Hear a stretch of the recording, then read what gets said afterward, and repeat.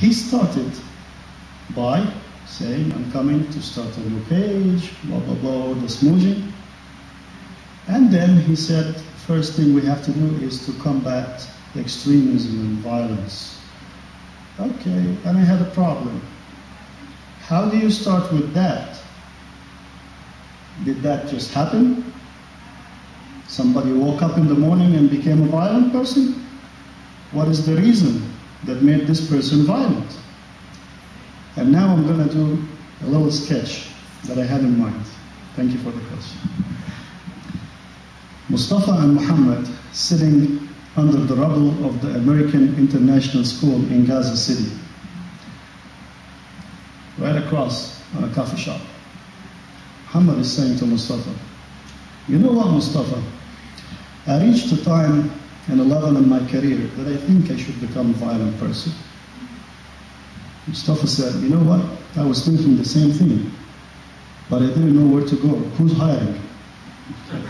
So Muhammad said, well, there is Hamas, there is Farah, there is Al-Aqsa Martyr Brigades, there is Al-Qaeda. So Mustafa said, no, Al-Qaeda is not really that big here, and they don't have a good package. Go to the Al-Aqsa Martyr Brigade, they guarantee you 72 versions. As nonsense as it sounds, do any of these people really believe what they're saying?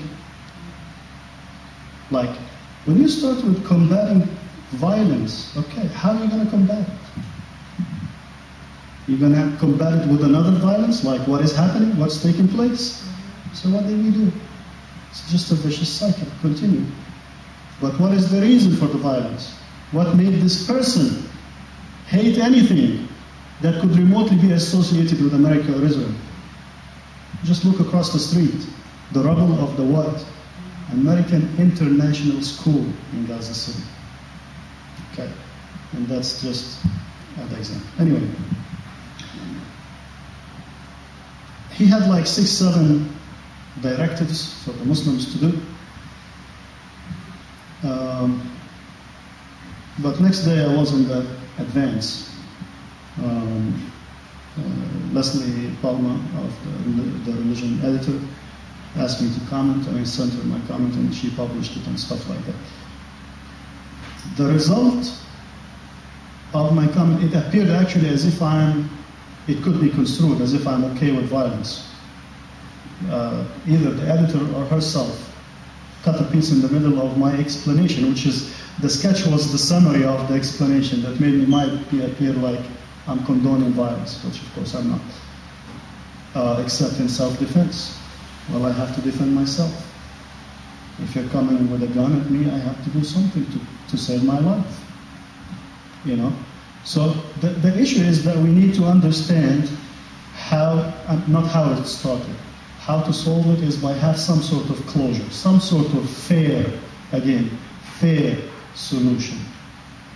Don't tell me that Netanyahu did a huge effort to give the Palestinians something, because he did not. He basically said, you will not have sovereignty over the air or the sea or the borders. So what kind of solution is that? He just circumvented what Obama said. So talk is cheap, and we yet to see action. I'm hopeful, but realistic. What I saw before makes me suspicious. I want to believe the guy. I really like him, Obama. I do like him. But I don't know if he's just playing the game and taking it slowly, or he's just in the club. I don't know. I keep on going back and forth. I think this might be a good time for us to close our forum. You all are invited back to partake, and I'm going to turn over the microphone to Judith Hill, is going to explain what's coming up. But first, I think we all owe Hesham a huge thank you.